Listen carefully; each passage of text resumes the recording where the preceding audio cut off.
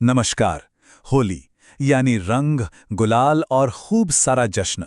लेकिन इसके बाद क्या? क्या त्योहार की कहानी बस यहीं पर खत्म हो जाती है? नहीं।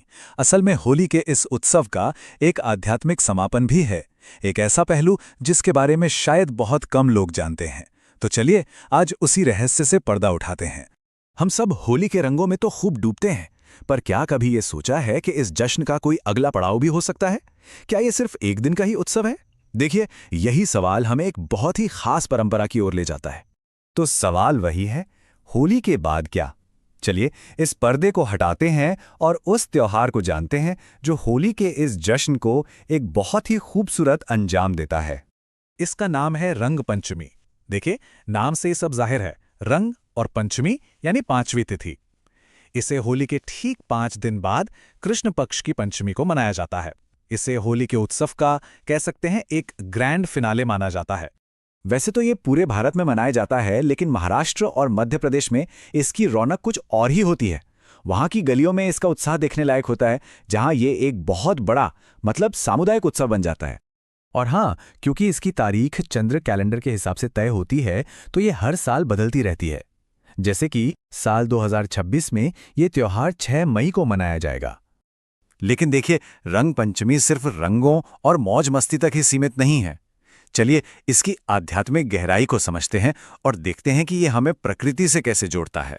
इस दिन का जो असली मकसद है ना, वो सिर्फ बाहरी जश्न नहीं, बल्कि हमारे अंदर और हमारे आसपास की प्रकृति में एक संतुलन साधना है। ये हमारे मन और वातावरण के आध्यात्मिक शुद्धिकरण का दिन है। और ये जो संतुलन है, ये पंच तत्व या 5 महान तत्वों के इर्द गिर्द घूमता है। ये वही तत्व हैं जिनसे वैदिक दर्शन के मुताबिक ये पूरा ब्रह्मांड और हमारा शरीर भी बना है। ये 5 तत्व हैं भूमि, गगन, वायु, अग्नि और नीर। रंग पंचमी का त्योहार एक तरह से इन 5 तत्वों को हमारे अंदर और हमारे आसपास के माहौल में संतुलित करने का एक अनुष्ठान है। ये प्रकृति के प्रति अपना आभार जताने का एक तरीका भी है। अब ये बात बड़ी दिलचस्प है। ऐसा माना जाता है कि जब हम हवा में गुलाल या रंग उड़ाते हैं तो वो सिर्फ एक खेल नहीं होता, वो एक प्रार्थना की तरह है, एक भेंट जो सीधे देवताओं तक पहुंचती है, और माना जाता है कि इससे वो प्रसन्न होते हैं। इस त्योहार की जड़ें बहुत गहरी हैं, इतनी गहरी कि वो सीधे पौराणिक कथाओं और देवताओं की दुनिया से जाकर जुड़ जाती हैं। जरा सोचिए, एक ऐसी मान्यता है कि रंग पंचमी के दिन देवता खुद धरती पर उतरकर हमारे साथ होली खेलते हैं। हवा में उड़ता रंग का हर एक कण असल में देवताओं के लिए एक न्योता है, जो पूरे माहौल को एक दिव्य ऊर्जा से भर देता है। और ये कोई नई परंपरा नहीं है, ये तो युगों पुरानी है। इसकी झलक हमें सत्ययुग में मिलती है, जब होलिका दहन की राख से अच्छाई का जश्न मनाया गया। फिर त्रेता युग में ये भगवान राम के गीतों में गूंजी, और द्वापर युग में तो राधा कृष्ण की प्रेम लीलाओं ने इसे भक्ति के रंग में सराबोर कर दिया। तो पौराणिक कथाओं से निकलकर अब जरा वर्तमान में आते हैं और देखते हैं कि आज के समय में लोग इस त्योहार को कैसे मनाते हैं। इसके रीति रिवाज बहुत ही सरल और सुंदर है। दिन की शुरुआत सुबह स्नान और प्रार्थना से होती है। लोग प्राकृतिक रंगों का इस्तेमाल करते हैं, एक दूसरे से मिलते जुलते हैं और मिठाइयां बांटकर अपनी खुशी जाहिर करते हैं। ये दिन मेल मिलाप और भाईचारे का है। और हाँ, कोई भी भारतीय त्योहार स्वादिष्ट पकवानों के बिना तो अधूरा ही है।